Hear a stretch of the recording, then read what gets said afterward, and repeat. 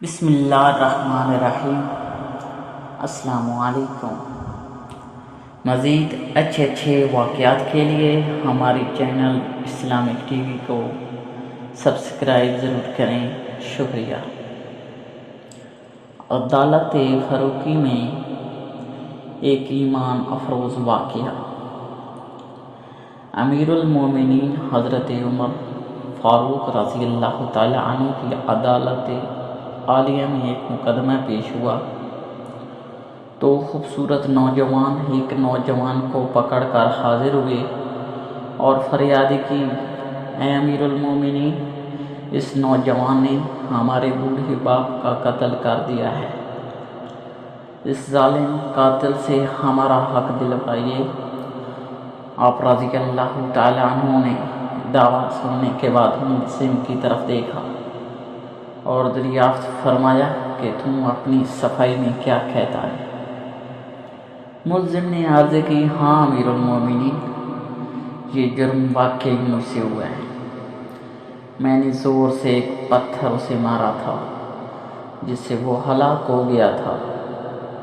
فاروق اعظم رضی اللہ تعالی عنہ نے فرمایا، گویا تم اپنے جرم کا اقرار کرتا ہے؟ ملزم، ہاں امیر المومنین، یہ جرم واقعی مجھ سے ہوا ہے۔ آپ رضی اللہ تعالی عنہ نے فرمایا، پھر تم پر قصاص لازم ہوگا اور اس کے عوض تمہیں قتل کیا جائے گا۔ ملزم نے جواب دیا، آقا، مجھے آپ رضی اللہ تعالی عنہ کے حکم اور شہریت کے فتوی سے کوئی انکار نہیں، البتہ میں ایک گزارش کرنا چاہتا ہوں۔ ارشاد ہوا، بیان کرو۔ عرض کی، 3 دن کی مہلت چاہتا ہوں، 3 دن بعد حاضر خدمت ہو جاؤں گا۔ حضرت عمر فاروق رضی اللہ تعالی عنہ نے کچھ دیر سر جھکا کر سوچا، غور کے بعد سر اوپر اٹھایا اور فرمایا، اچھا، کون ضامن ہوگا تمہارا کہ تم واقعی وعدہ پورا کرنے کے لیے تیسرے دن عدالت عالیہ میں حاضر ہو کر خون کا بدلہ خون سے دو گے؟ حضرت عمر فاروق رضی اللہ تعالی عنہ کی اس ارشاد پر اس جوان نے پر امید نظروں سے حاضرین مجلس کا جائزہ کے بعد حضرت ابو ذر غفاری رضی اللہ تعالی عنہ کے پر نور چہرے پر نگاہیں گاڑتے ہوئے ارشاد کر کے کہا، یہ میری ضمانت دیں گے؟ خلیفۃ رسول نے ان سے دریافت فرمایا تو انہوں نے کہا، بے شک میں ضمانت دیتا ہوں کہ نوجوان 3 دن بعد عدالت میں حاضر ہو جائے گا۔ اس ضمانت کے بعد ملزم کو چھوڑ دیا گیا۔ 2 دن گزر گئے اور تیسرا دن آ گیا۔ جلیل القدر صحابہ اور مشیران خلافت دربار میں جمع ہوئے، دونوں مدعی بھی آ گئے، حضرت ابو ذر غفاری بھی آ گئے اور ملزم کا بے قراری سے انتظار ہونے لگا۔ جوں وقت گزرتا جا رہا تھا، صحابہ اکرام رضی اللہ تعالی عنہ کا اضطراب بڑھتا جا رہا تھا، کیونکہ ملزم ابھی تک نہیں پہنچا تھا اور وقت قریب آ رہا تھا، اور صحابہ کو ابو ذر رضی اللہ تعالی عنہ کی نسبت پریشانی ہونے لگی۔ 1-2 مرتبہ مدعیوں نے بھی دریافت کیا، مگر انہوں نے ہر مرتبہ یہی جواب دیا کہ اگر 3 یوم گزر گئے اور ملزم نہ آیا تو میں اپنی ضمانت پوری کروں گا، پریشانی کی کوئی بات نہیں۔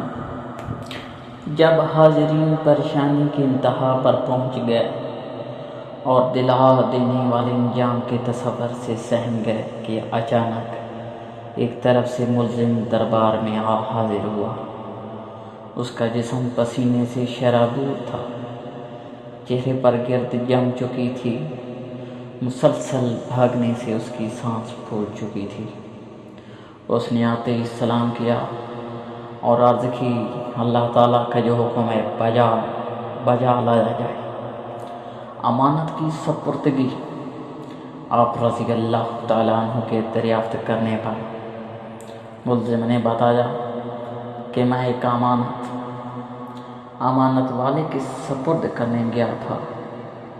واقعہ یوں ہے کہ میرا ایک چھوٹا بھائی ہے، میرا والد فوت ہو گیا تھا۔ میں اس سے پہلے اس نے میرے پاس میرے چھوٹے بھائی کے لیے کچھ سونا رکھا تھا اور وصیت کی تھی کہ جب وہ جوان ہو جائے تو اس کے سپرد کر دینا۔ میں وہ سونا ایک جگہ رکھایا تھا جس کا مجھے علم تھا، اس لیے میں وہ سونا اس کے سپرد کرنے گیا تھا۔ الحمدللہ میں نے امانت اس کے سپرد کر دی جس کی وہ تھی۔ امیر المومنین نے ابو ذر غفاری رضی اللہ تعالی عنہ سے پوچھا کہ آپ نے اس کی ضمانت کیوں دی؟ کیا یہ آپ کا واقف تھا؟ انہوں نے کہا کہ میرا اس سے کوئی تعلق نہ تھا، صرف یہ بات تھی کہ جب اس نے پر امید نگاہوں سے میری طرف دیکھا تو مجھے خیال آیا کہ اگر مجھے بھرے مجھ میں بھی اس کی ضمانت نہ دوں تو کل قیامت کے دن اللہ رب العزت کے سامنے شرمندہ ہونا پڑے گا۔ کتنے آدمیوں میں سے کوئی بھی اس کا ضامن نہ بن سکا، اس لیے میں نے اس کی ضمانت دی، حالانکہ میں اسے بالکل نہ جانتا تھا، نہ مجھے یہ معلوم تھا کہ یہ کہاں رہتا ہے۔ بس اس کی ظاہری شرافت نے مجھے یقین دلا دیا تھا کہ وعدہ کا پکا ہے اور میں نے ضمانت دے دی۔ یہ بات سن کر حاضرین محفل اشک آلودہ ہو گئے۔ مدعیوں نے التجا کی، اے امیر المؤمنین رضی اللہ تعالی عنہ، ہم نے اپنے باپ کا خون معاف کر دیا۔